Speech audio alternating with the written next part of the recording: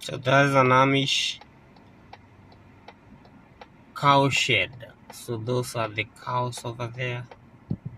Then that's the homestead, and this is the hay.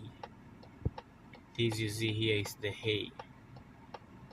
So they preserve that hay, and then during winter they give it to the cows here, because by then there is no grass in the roads, so the cows are there enjoying hay. This is an Amish farm. So